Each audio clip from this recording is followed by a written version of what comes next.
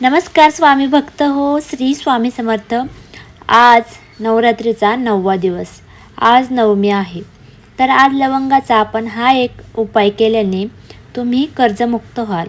नवरात्रीमध्ये दुर्गा मातेच्या पूजेत लवंगाचे विशेष महत्त्व आहे। लवंगाचे काही सोपे उपाय करून आई दुर्गेला प्रसन्न करता येईल। आर्थिक अडचणींपासून मुक्त होण्यासाठी आणि प्रगतीसाठी आपण नवरात्रीमध्ये लवंगाचे काही सोपे उपाय देखील करून पाहू शकता। लवंगाचे सोपे उपाय जाणून घेऊया। नवरात्रीचे पवित्र दिवस सुरू आहेत। नवरात्र दुर्गे मातेच्या 9 रूपांची पूजा केली जाते आणि त्यांना विविध नैवेद्य अर्पण केले जातात। माता दुर्गेला लवंग आणि विड्याच्या पानांचा भोग खूप आवडतो। नवरात्रात लवंगाशी संबंधित काही सोपे उपाय करून तुम्ही दुर्गा मातेला प्रसन्न करू शकता।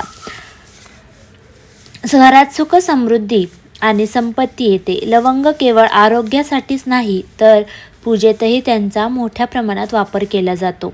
चला तर मग जाणून घेऊया लवंगाशी संबंधित ज्योतिषशास्त्रात सांगितलेले काही सोपे उपाय। नवरात्रीच्या दिवसांमध्ये दुर्गे मातेची आरती करताना दिव्याच्या वातीमध्ये 2 लवंग ठेवा। त्यानंतर वाती आणि तूप घाला आणि आईची आरती उतारा। लवंगाचा धूर घरातील नकारात्मकता दूर करतो।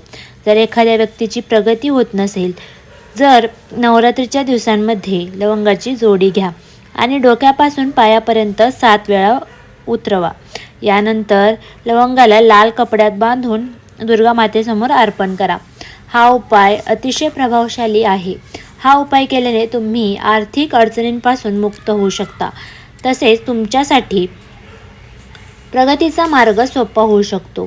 घरात जास्त कलह असेल, जर तुम्हाला वारंवार आर्थिक अडचणींना सामना करावा लागत असेल, तर या समस्यांपासून मुक्त होण्यासाठी नवरात्रीच्या दिवसात दररोज संध्याकाळी घराच्या मुख्य दारावर लवंगाच्या तेलाचा दिवा लावा।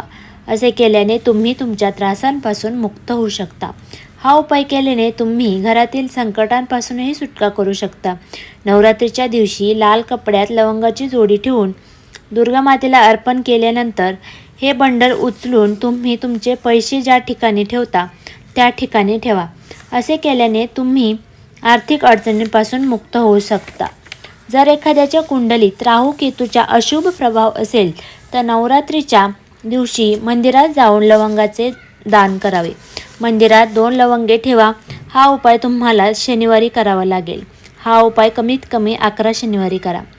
तर व्हिडिओ आवडला असेल तर नक्की लाईक करा आणि हे उपाय खूप प्रभावशाली आहेत, नक्की करून बघा। लाईक करा, शेअर करा आणि सबस्क्राईब करा आपल्या चॅनलला। श्री स्वामी समर्थ। भेटूया अशाच नवनवीन व्हिडिओसोबत। तर धन्यवाद।